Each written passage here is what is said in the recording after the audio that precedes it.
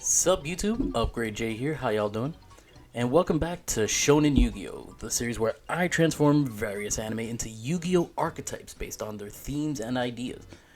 In this episode, with it being the spooky season and all, I wanted to do an anime that I felt really captured the spirit of Halloween. Not just a show that has a lot of spooky themes or is pretty dark like a Jujutsu Kaisen or a Demon Slayer, because those are more Japanesey with their monsters, and this is a Halloween video, not a Yokai Matsuri video. No, instead, I wanted to go with a show that has way more classical monsters, way more fun and colorful with its spooky themes. And so I went with Soul Eater, not only a very classic battle anime, but also filled to the brim with spooky iconography. It's got classical monsters like witches and zombies, it's got skulls everywhere, a very dark and moody atmosphere. Hell, just take a look at what the sun and the moon look like in this show. This show is basically what you get if Party City made a shonen battle anime. Now, I'm sure some younger viewers may not be familiar with this series, but just think of it like Demon Slayer, but instead of wielding a katana made for your fighting style, you're wielding your best friend who can transform into a magical weapon that only you can use. Now, as far as turning it into an archetype, the main heroes of the series pretty much fall into one of two categories. There are Meisters, or pretty much just monster hunters, and their partners known as weapons, which are humans that can magically transform into certain weapons. These demon hunting teams, if they form a very strong bond, either a close friendship or even a romantic relationship, they can unlock powerful abilities called soul resonance, where they either transform into super forms or perform very powerful spells. So that's what the archetype is going to be based on, is humans hunting monsters while wielding other humans that transform into weapons. Sort of like Insectors, but without the cool Sentai costumes.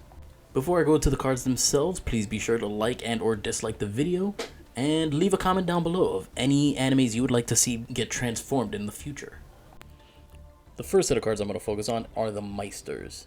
Starting with, of course, the main protagonist of the series, Maka Albarn, who, much like Sakura in Naruto, is very book-smart and deceptively strong when she wants to be. And when she's summoned, she lets you search one of the weapon partners from your deck to your hand. And while she's equipped with one of the weapon partners, she can negate one monster effect per turn. Next up is Black Star, the ninja with an ego so big it actually gets in the way of him being a ninja. And on summon, he lets you recover one weapon partner from your graveyard to your hand. While equipped with a weapon partner, he's able to negate one trap card per turn. Last but not least is the strongest of the weapon meisters, that being Death the Kid, who is literally the son of the Grim Reaper himself. And while you control a weapon meister, he can special summon himself from the hand. And while equipped with a weapon partner, he's able to negate one spell card per turn.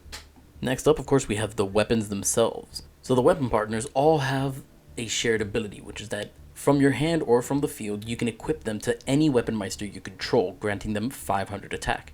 Also, while they're equipped to certain weapon meisters, they grant additional protections and abilities. Starting with Maka's partner, her trusted scythe Soul, while equipped to her, he grants her protection from destruction. Next, you have Black Star's partner, Tsubaki, the actual good ninja in the pair. While equipped to him, she grants him the effect to attack 2 monsters per turn. And then, of course, you have the fun-loving Patty and Liz, Death the Kid's partners. While equipped to him, they grant him protection from targeting. Now, as I said, if the weapons and the meisters have a very strong bond, they can perform very powerful abilities called Soul Resonance, which I wanted to represent as a separate card. In this case, they're going to be fusion monsters with certain abilities that can be special summoned by tributing weapon meisters equipped with certain weapon partners. So the first fusion is going to be Resonant Spirit Meister, Maka's fusion, which you can special summon by tributing Maka while she's equipped with Soul. And like Maka equipped with Soul, this card cannot be destroyed by card effects, and once per turn can return cards your opponent controls up to the number of Meister monsters that you control. Next, you have Refined Spirit Meister, Black Star's fusion. Like Maka's, you can special summon this card by tributing Black Star while equipped with Tsubaki. And this card gains 300 attack for each Meister monster you control, and can attack twice per turn, not just 2 monsters per turn. Also, when this card declares an attack, your opponent cannot activate trap cards until the end of the damage step. Not exactly negating them, but taking them out of the equation for at least that attack.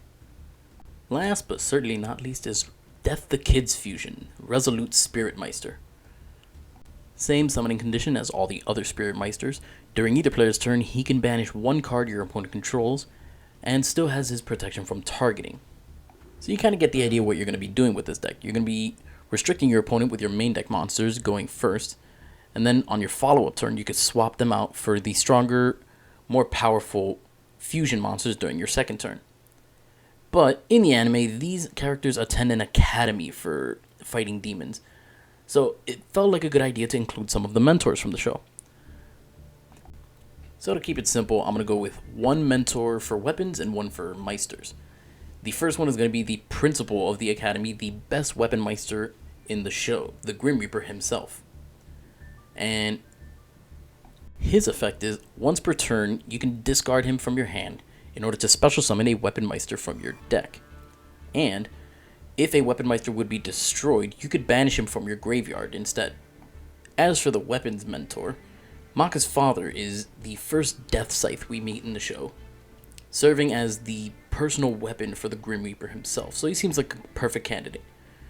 And his ability is you can send him from your hand to the graveyard in order to equip a weapon from your deck to one of the weapon meisters you control. And on a separate turn, you could banish him from your graveyard in order to equip a weapon from your graveyard to a weapon meister you control. This is sort of a means of having the mentors better facilitate the main gimmick of the deck, supporting the students who do all the actual plot relevant stuff throughout the show. Now you may have been wondering throughout the duration of the video, where the heck are all the spells and trap cards? Well, you see, it being Halloween and all, I decided to make this deck an all monsters. Because in Yu-Gi-Oh, a deck that has only monsters is typically called a monster mash, and I just couldn't pass that up. But if any of the cards you've seen in this video interested you, or if you want to see if this archetype can break the meta in any way, shape, or form, it can. All the cards you've seen will be available in Dueling Book for play by the time you see this video. I also have a Twitch at UpgradeJ. I try to stream once a week. Follow me to see other anime get turned into Yu-Gi-Oh archetypes and listen to my bad anime takes. With all that being said, I'm UpgradeJ and have a happy Halloween.